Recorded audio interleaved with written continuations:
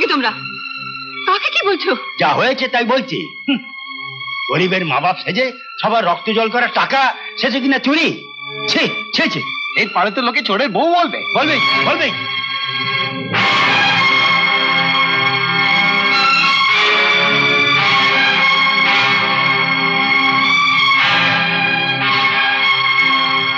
দারোগাবাবু, বিশ্বাস করুন, ও চুরি করেনি।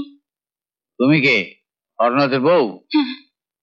শোনো, ভালো বলে টাকাটা যেখানে আছে এনে দাও, নইলে কিন্তু মেয়াদি জেল হয়ে যাবে। আর তোমাদের মালিক প্রকাশবাবু সাক্ষী দেবেন যে হরনাথই চাঁদা তুলে টাকাটা নিয়েছে। মা, টাকাটা ও নেয়নি। তবু যদি আপনি ওর কাছেই টাকাটা দাবি করেন তাহলে আমি দিয়ে দিচ্ছি। তাই নাকি? খুব ভালো। পতির পুণ্যে সতীর পুণ্য। পতির বদনামটা তুমিই ঘুচিয়ে দাও। যাও টাকাটা নিয়ে এসো। নগদ টাকা তো নেই, এই বালাজোড়া আছে। এটা বিক্রি করলে আপনি 1,000 টাকা পেয়ে যাবেন। আচ্ছা, তোমার কি ধারণা আমি এতই বোকা? তোমার স্বামী আমার ছেলেকে চোর সাজাতে কি ধরা পড়েছে, তুমি এখন আমাকে ঘুষের দায়ে ফাঁসাতে চাও? যাও, বেরিয়ে যাও। সত্যি বড় শক্ত জালে জড়িয়ে পড়েছে সত্যি। ভাবছি যদি সাজা হয় তাহলে আমার শঙ্করের কি হবে? সারা জীবন ওই বদনামের বোঝা বয়ে বেড়াবে। আমাদের স্বপ্নই থেকে যাবে সত্যি। কিছুতেই না, তুমি একেবারে ভেঙে পড়ো না। সাজা দেওয়া এত সোজা? ভগবান আছেন। দেখো, তুমি চোর না ওর ছেলে চোর, সেটা আদালতে প্রমাণ হবে। আদালতে। সান্যাল মশাই, আপনি যেভাবে পারেন ওকে জামিন করিয়ে আনুন। আমার মনে হচ্ছে এর মধ্যে কোনো ষড়যন্ত্র আছে। না না, হরনাথ চুরি করেনি। আপনি চিন্তা করবেন না, জামিন আমি ওর নিশ্চয়ই করিয়ে আনব। তবে দেখবেন পুলিশ যেন হরনাথের বিরুদ্ধে কোনো প্রমাণ দাখিল করতে না পারে। এই নে ধর, তোরা ভাগ করে নে, সব ধার শোধ। তোরা এখন যা, এখনো যা আছে 10 দিন খেলতে পারবো। প্রমাণ হাতে খোলা জায়গায় এভাবে কেউ ঘোরে? আচ্ছা, তোমাকে আমি কত উঁচু দরের কারবার শিখিয়েছি, তা না এসব ছিঁচকে কারবার। দারোগার ছেলেকে এসব মানায়? তুমি বড় হয়ে বাবার মুখ রাখবে, আমি চলি। ওটা নিয়ে কি করবে? এটা তোমার বাবাকে দেবো। হ্যাঁ, এটা তো তোমার কাছ থেকে পাইনি, এটা হরনাথ বাবুর অফিসের আলমারি থেকে। এটা প্রমাণ। অনেক ধন্যবাদ।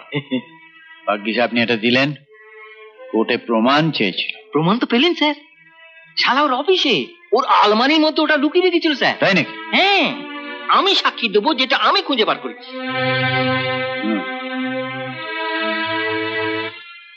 খাকি পোশাকটা গায়ে দিলে বিবেকটা নাকি কর্পূরের মতো উবে যায়। প্রমাণ হাতে হাতে এসে গেছে। এখন এই খাকি পোশাক পরা লোকটা যদি তার বিবেকটাকে ফেরত আনতে চায় তাহলে কি হবে? শুনলাম কাল নাকি কোর্টে তোমার জামিন চাইবার ব্যবস্থা হচ্ছে। জজ সাহেব এটা দেখলে জামিন তো হবেই না, বরং বছরখানেক ঘানি টেনে তা কি চোর হয়ে যাবে।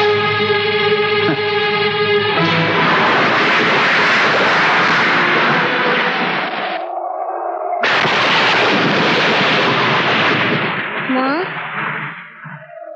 বাবাকে ওরা ছাড়বে না? ছাড়বে বাবা। বাবাকে ওরা না ছাড়লে আমি রাস্তায় বেরোতে পারবো না মা। মতুর বাবু আমাকে দেখে সবাইকে বলছিলেন, ওই দেখ চোরের চলে যাচ্ছে।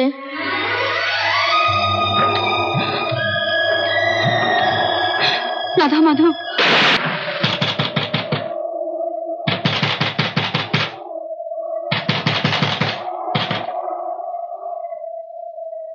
তোমাকে একবার থানায় যেতে হবে মা। কেন? বাবাকে ওরা ছেড়ে দেবে জেঠু? হরনাথ আত্মহত্যা করেছে মা।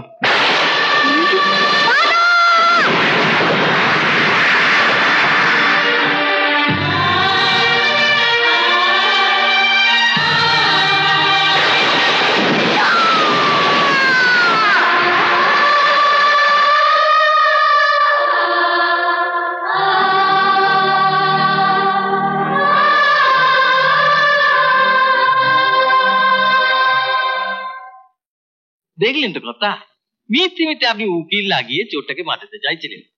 আরে চুরি না করলে প্রমাণ দেখার সঙ্গে সঙ্গে কেউ আত্মহত্যা করে বসে? সোমনাথ বোসের ছেলে ছিল হরনাথ। বিশ্বাস করতে মন চাইছে না মথুর যে হরনাথ সামান্য করে টাকার লোভ ছাড়তে পারলো না। রামের ছেলে তো রাম ছাগল হয় কথা। তোরা কি রে, হ্যাঁ? তোরা কি, যে লোকটা তোদের আপদে বিপদে এসে দাঁড়াতো তাকে চোর বলছিস? নেমকা নামের দল, তোদের মুখে পোকা পড়বে। ভালো লোকের নামে এত বড় বদনাম দিচ্ছিস। বেঈমান, তোরা সব বেঈমান। দারোগা বললো আর তোরা বিশ্বাস করলি, হ্যাঁ?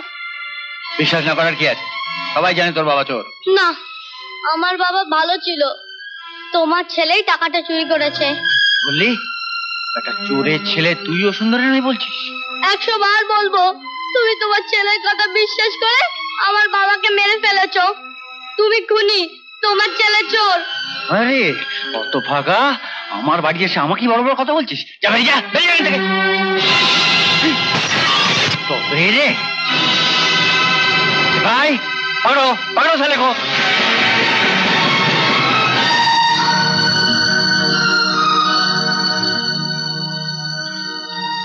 কি হয়েছে? কি করেছে আমার ছেলে? ডাকাতি, ঠাকুরদা খুনি, বাপ চোর, ছেলেও তো সেই পথে ধরবে। তাই এবার দারোগার বাড়ি দিয়ে হাত পাকাতে শুরু করেছিল।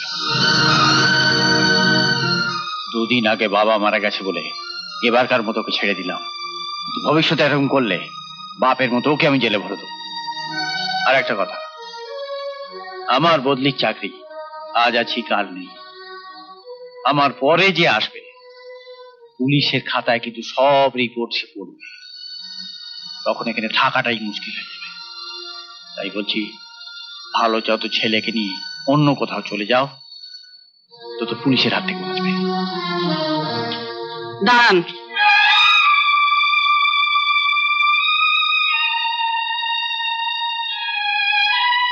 এই জায়গাটা আমার কাছে বড় পবিত্র। এই বাড়িতেই একদিন আমি বউ হয়ে এসেছিলাম। এই গ্রামেতেই আপনার দয়ায় আমার স্বামী মিথ্যে বদনাম নিয়ে নিজেকে শেষ করে ফেলেছেন। যতদিন না পর্যন্ত তার কলঙ্ক মোচন হয়, ততদিন এই ভিটে ছেড়ে কেউ আমাকে এক চুলও নড়াতে পারবে না। বদলির চাকরি বলছিলেন না?